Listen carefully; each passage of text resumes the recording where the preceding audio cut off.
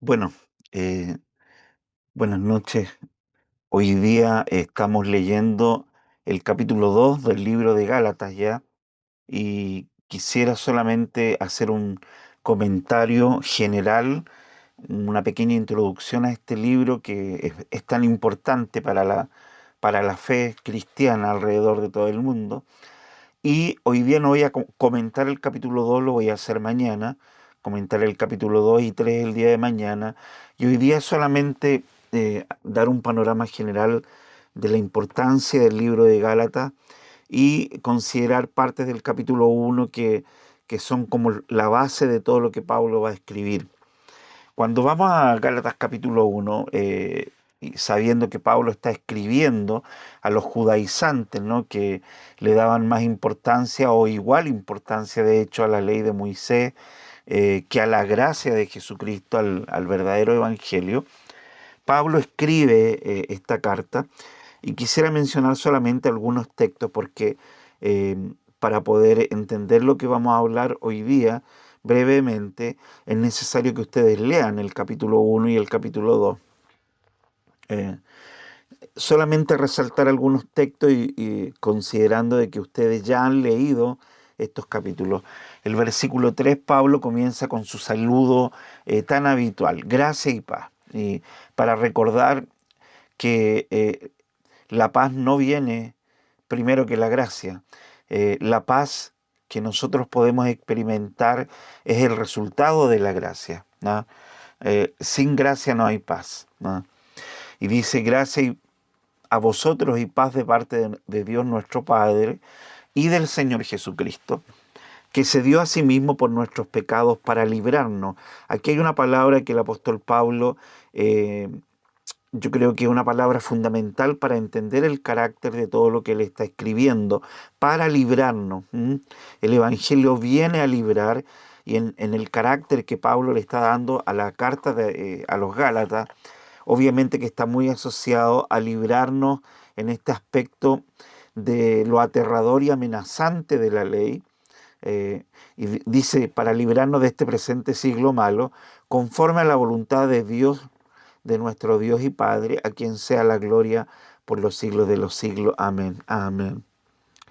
Y el verso 6 nos da como un pequeño vistazo del por qué Pablo escribe el libro de los Gálatas. Dice, me maravillo de que tan pronto hayáis abandonado al que os llamó por la gracia de Cristo. Fuerte, ¿no? Fuerte. Pablo en esta carta es muy directo, tiene un tono de voz muy firme, con mucha firmeza, y habla a iglesias que han abandonado el Evangelio, han abandonado las ideas nucleares del Evangelio de la gracia de Cristo, para seguir un Evangelio diferente. Acá está el verdadero propósito del por qué Pablo escribe esta epístola, esta carta, a las iglesias de este sector, de este sector de Galacia. Dice, para seguir un evangelio diferente, versículo 6, que en realidad no es otro evangelio, solo que hay algunos que os perturban y quieren pervertir el evangelio de Cristo.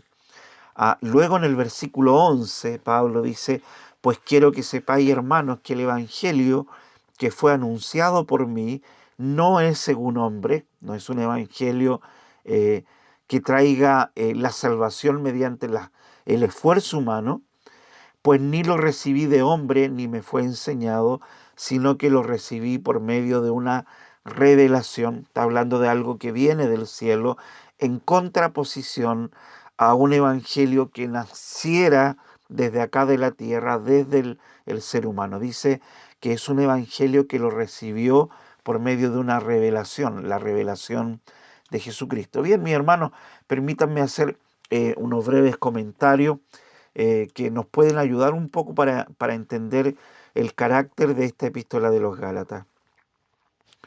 Eh, Esta epístola ha sido llamada por muchos teólogos como la carta magna de la libertad cristiana. Las iglesias de Galacia, de este sector, habían sido invadidas por falsos maestros judaizantes, algo parecido hablé ayer respecto a los últimos capítulos de Segunda de Corintios, y estas iglesias estaban llenas de estos maestros judíos que recorrían las congregaciones y que iniciaron esta cruzada después del primer viaje del apóstol Pablo y de Bernabé. El legalismo, hermano, pervirtió el evangelio de Cristo, lo, eh, lo deformó. Y no solamente que pervirtió el evangelio, sino como acabamos de leer recién, perturbó también a las mismas congregaciones que habían nacido eh, a través del ministerio de muchos y principalmente del apóstol Pablo.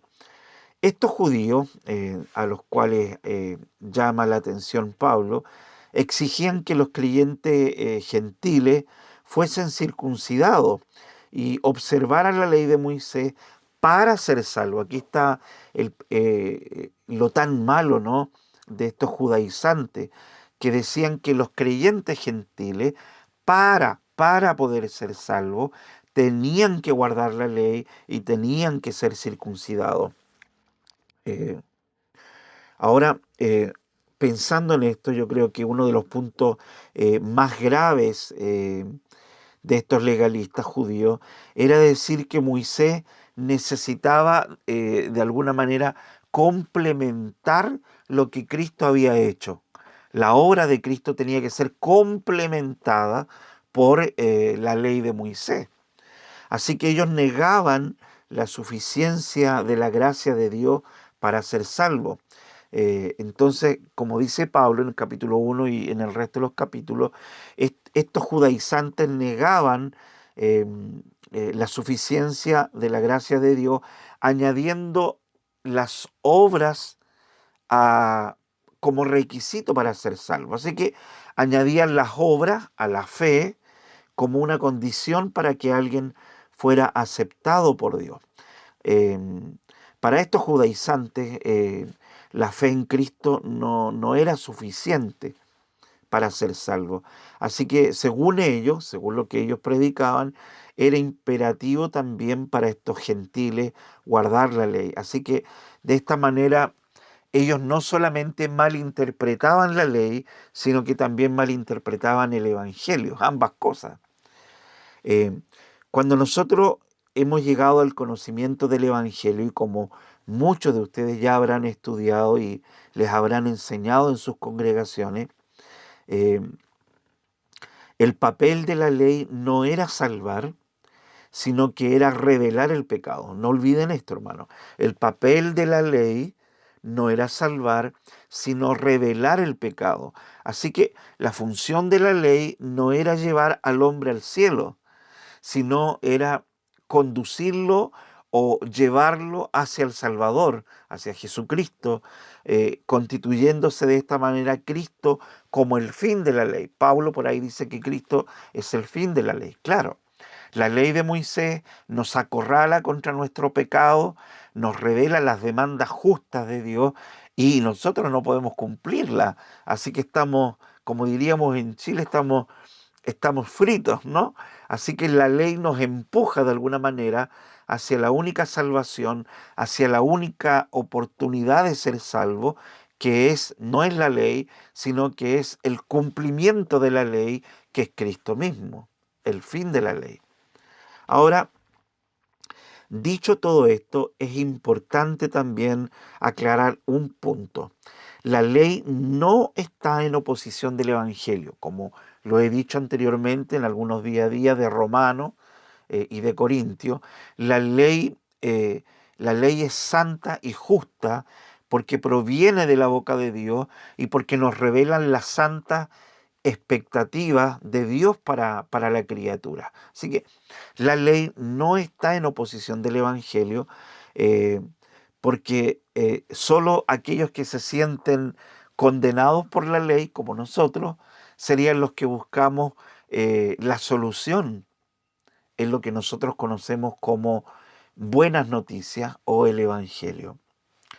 Eh, Hernán Díaz López, un teólogo muy bueno acá latinoamericano, él dice que el legalismo es un caldo mortífero, dice él, un veneno extremadamente peligroso. Y es verdad. Eh, Así que fueron estos judíos estos maestros que nacen de la fila del judaísmo, un judaísmo farisaico, quienes atacaban a Pablo desde su inicio, y atacaban a Pablo y principalmente el mensaje de Pablo. Aquí el problema que tiene Pablo no es, no es estar siendo atacado. Pablo, la peor amenaza para él no es que lo ataquen a él, sino que eh, intentan apagar y atacar el mensaje que él está anunciando por todas partes del mundo. ¿Ah? Así que estos falsos maestros se infiltraban en las congregaciones de este sector de Galacia e intentaban de todas las formas posibles de minar la autoridad del apóstol Pablo, para que el mensaje del apóstol Pablo no fuera considerado como verdadero. Este ataque persistió durante todo el ministerio del apóstol Pablo. Pablo, cuando vemos las epístolas, las cartas que escribe, vemos a un Pablo que vivió prácticamente todo su ministerio enfrentando con valentía a estos ataques y desbaratando los argumentos de estos falsos maestros. Ahora, permítanme hacer un alto, un breve comentario y traer a nuestro contexto, al contexto de ahora, esto que acabamos de hablar. Hermanos, el legalismo nunca muerto, nunca muerto. Yo diría que está más vivo que nunca. Son muchos los estragos que ha hecho el legalismo, disfrazado quizás de un falso, y quiero que no se me malentienda, el legalismo ha hecho mucho daño disfrazado de un falso temor riguroso que generalmente carece de gracia y solo busca vivir un evangelio de norma y de cumplimiento de una religión externa. Esto lo hemos visto como un peligro que nació después de la Reforma, de hecho, con el nacimiento del movimiento, con John Wesley, de todo de toda esta ola de querer vivir en santidad de Dios, este movimiento de santidad del cual se desprenden las iglesias pentecostales y neopentecostales. Así que quienes más por mucho tiempo han estado expuestos a todo este movimiento han sido muchas iglesias pentecostales, y este no es un ataque a la iglesia pentecostal de donde eh, tenemos todos muchos hermanos amados y debemos siempre recordar que son nuestra familia también, pero han estado muy expuestos al legalismo, y también quienes han estado expuestos a una mirada legalista desde un punto de vista negativo son los movimientos recientes reformados. ¿Y por qué? ¿Por qué se da este fenómeno que seguramente muchos de ustedes pueden apreciar en las redes o han visto en hermanos por ahí? Este es un fenómeno latinoamericano producto de la, del avance de las redes sociales. Si nosotros pensamos hasta hace unos 10 años atrás, eh, la teología y la posibilidad de tener un mejor conocimiento de la Biblia y teológico no estaba al alcance de todo el mundo, porque no estaban las redes sociales, no había YouTube, no había esto y lo otro. O sea, hablando de unos 20 años atrás, esta posibilidad no estaba. Entonces, con el boom de las redes sociales, muchos hermanos de distintas denominaciones en el mundo ya no estaban expuestos solo a lo que les enseñaban en sus denominaciones o su pastor, sino que ahora podían ir y navegar por todos lados, escuchar mensajes, distintas posturas. Y en el caso de este movimiento reformado, que yo encuentro un tanto peligroso, que ha nacido, tiene que ver con muchos hermanos de denominaciones no solamente pentecostales, sino que de otras también, que han migrado a la teología reformada y han tomado solamente los elementos externos de la teología reformada, pero han mantenido estos aspectos legalistas y este carácter de la teología de la santidad en el cual muchos hermanos han crecido. Ustedes, no sé si muchos, alguno de ustedes podrá corroborar esto y vendrán de este mundo, ¿no? Donde se ponía mucho énfasis a la santidad y que si no vivías en santidad todos los días, si venía el Señor tú te ibas a quedar, no ibas a ser salvo, etcétera. Entonces, eh, migrar a la teología reformada eh, con esta premisa es hacerlo bajo un aspecto equivocado del verdadero temor y la verdadera santidad que nos demanda en el Evangelio. ¿Ah? Y lo digo con mucho cariño, con mucho respeto, abarcando ambas ambos grupos, el pentecostalismo, el neopentecostalismo, otras denominaciones y también este movimiento nuevo reformado que aparece como para todos como tan duro, ¿no? Tan riguroso. Y si bien es cierto, es verdad que la teología reformada, al regresar a las escrituras, puso delante nuestro la verdad gloriosa, nos regresó a la verdad gloriosa de que debemos vivir de acuerdo no a lo que enseña el hombre, sino de acuerdo a la autoridad plena y suficiente que tienen las escrituras, solo escrituras, y que debemos, de acuerdo a las escrituras, vivir en el temor y la santidad de Dios, pero no bajo el prisma ni bajo la lupa de una mirada legalista, porque ahí es donde se pueden producir muchos errores que han dañado y están dañando actualmente a muchas congregaciones que desean poder vivir un evangelio bíblico. Ah, bueno, eso es lo que quería comentar. Lo otro que podría decir es que esta epístola de Pablo a los Gálatas debe ser una de las epístolas, es de hecho yo creo la epístola más polémica que hay del punto de vista confrontacional. Eh, Contiene estos elementos apologéticos tan vivos, ¿no? Que uno puede lograr de alguna manera captar por el carácter con el que escribe Pablo. Pablo escribe muy duro, muy firme en esta epístola para poder echar abajo los argumentos de estos falsos apóstoles. Am, la historia de Pablo y estas congregaciones a las cuales escribe tiene que ver con un periodo en su vida en que Pablo ya los había evangelizado. eh, lo más probable, después de su primer viaje misionero, él los había evangelizado, los había dejado formados en el Evangelio, pero luego vinieron estos falsos maestros judaizantes y los apartaron del verdadero Evangelio. Así que estos creyentes se habían desviado eh, siguiendo la voz y la idea de estos judaizantes.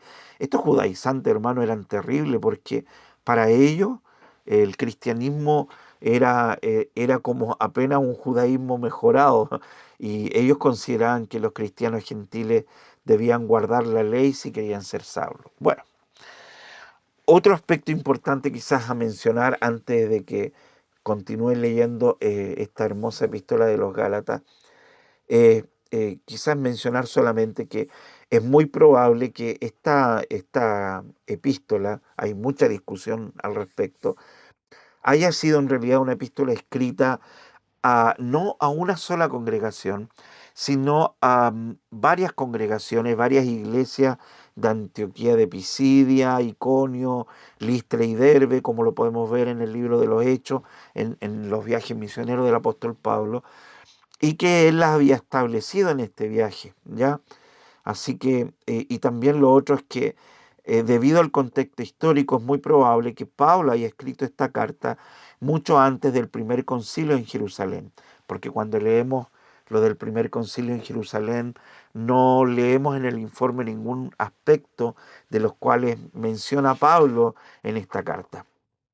Ahora, en cuanto a los propósitos del libro de los Gálatas, yo diría que básicamente eh, el propósito al escribir de Pablo era traer de regreso a estas iglesias que se habían corrompido, eh, traerlos de regreso al verdadero evangelio y que desecharan esta nueva clase de evangelio, como dice Pablo, no que haya otro evangelio, sino que hay algunos que os perturban, dice. Así que yo diría que esta carta fue escrita básicamente con dos propósitos. Primero, como una defensa del apostolado de Pablo, porque recuerden que el principal objetivo de estos falsos apóstoles, de estos judaizantes, era desacreditar la autoridad de Pablo, porque con eso desacreditaban también el mensaje de Pablo. Así que el segundo propósito de esta carta también es presentar una defensa del evangelio que proclamaba Pablo. Yo diría que básicamente pueden haber muchos más, pero como a grandes rasgos estos son como los dos principales propósitos de la epístola a los Gálatas. Quiero terminar eh, también hablando un poco de los principales énfasis, eh, el acento, dónde lo pone Pablo en esta epístola de los Gálatas, dónde están las principales características o énfasis de esta epístola. Pienso que, como han dicho muchos, hay muchos énfasis, pero yo quisiera mencionar solamente cuatro. Si ustedes anotan estos cuatro énfasis de la epístola de los Gálatas, van a poder entender todo el libro de Gálatas. El primer énfasis que encontramos en el libro de los Gálatas es el énfasis sobre la libertad cristiana, principalmente libertad del legalismo que está atacando Pablo, porque esta libertad del legalismo es obviamente la consecuencia natural de aceptar el Evangelio de Cristo. En segundo lugar, el segundo énfasis de la epístola a los Gálatas es la justificación por la fe. Eh, Como se ha dicho y como ustedes podrán haber escuchado, esta carta de Gálatas fue una piedra fundamental para la Reforma Protestante, porque su enseñanza sobre la salvación exclusiva por la gracia, cuando pensamos en lo que Pablo dice en esta epístola, se transformó en el tema dominante de la predicación de los primeros reformadores. Así que Pablo en esta carta refuta a los judaizantes, mostrándole, mm, desarmando la piedra angular de los judíos. ¿Cuál era la piedra angular del judío? Que para él lo más importante era el padre Abraham, como también lo es para nosotros. Abraham es nuestro padre espiritual. Pero Pablo refuta a los judaizantes, mostrándoles que Abraham fue justificado por la fe y no por las obras. Un teólogo italiano dice que Abraham no fue acepto por Dios por haber sido circuncidado, sino que fue circuncidado porque primero fue acepto por Dios mediante la fe. Mire, lo voy a decir de nuevo porque quiero mencionar algo que es muy importante, sobre todo para los que no comprenden por qué nosotros los presbiterianos o los reformados bautizamos a nuestros hijos cuando nacen. Este teólogo dijo lo siguiente, un teólogo se llama Eneas Tollini, y dice lo siguiente, él dijo que Abraham no fue acepto por Dios por haber sido circuncidado, sino que fue circuncidado porque primero fue aceptado por Dios mediante la fe. Y mi hermano, es el principal argumento, el argumento esencial del por qué la Iglesia Reformada bautiza a sus hijos cuando nacen. No porque el bautismo, que es la señal en la cual se cumple primera señal, que es la circuncisión, y ahora que Cristo viene y cumple la ley, viene una nueva señal, que es el bautismo. Eh, es el argumento esencial, porque cuando bautizamos a nuestro hijo, el bautismo no los salva, no los bautizamos porque así van a ser salvos. Son, sino como el mismo argumento que usa este teólogo italiano. En el fondo, son bautizados porque primero nosotros por fe miramos las promesas de Dios respecto a la salvación de nuestros hijos. Bien, no es un tema para entrar ahora porque es muy largo, pero el tercer énfasis que encontramos en esta epístola es la suficiencia de la obra de Cristo. Estos judíos eran sinergistas, es decir, creían que la salvación provenía en parte de las obras y en parte por la fe, ¿no? No era solamente por la fe, sino que también era por las obras. Así que Pablo presenta sus argumentos en esta epístola hablando de que la obra de Cristo es suficiente para la salvación. Y en el cuarto y último énfasis de esta epístola es la obra del Espíritu Santo, hermano. ¿Qué dice Pablo? Y ustedes lo van a descubrir a medida que leen. Pablo enfatiza la obra del Espíritu Santo para poder enfatizar el hecho de que la santificación no es el resultado del esfuerzo de la carne, sino de la acción del Espíritu Santo que ha venido a morar en nosotros. Es decir, el poder para vivir una vida nueva, diferente de cómo la hemos vivido antes de venir a Cristo, no viene desde adentro de nosotros, sino que viene desde arriba. Viene de un poder externo a nosotros. Es decir, no viene por las obras de la ley, no viene por la carne, no viene por nuestro poder, no viene desde adentro de nosotros, sino que viene por el poder del Espíritu Santo. Así que, si los creyentes eh, queremos andar como Dios nos demande, como Dios nos demanda en realidad que andemos, en novedad de vida, dice Pablo por ahí, debemos andar en el Espíritu y producir frutos del Espíritu, que es lo que Pablo dirá en Gálatas capítulo 5, y además él enfatizará la idea de que no solamente debemos andar en el Espíritu, debemos producir frutos del Espíritu, sino que él termina diciendo que debemos vivir en el Espíritu, ¿no? Yo diría que estos son los cuatro principales énfasis de esta carta: la libertad cristiana, la justificación por la fe, la suficiencia de la obra de Cristo y la obra del Espíritu Santo.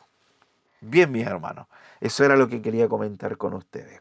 Así que ahora a leer capítulo 1, capítulo 2, mañana estamos con el capítulo 3 y haremos otro breve comentario. Que el Señor les bendiga ricamente.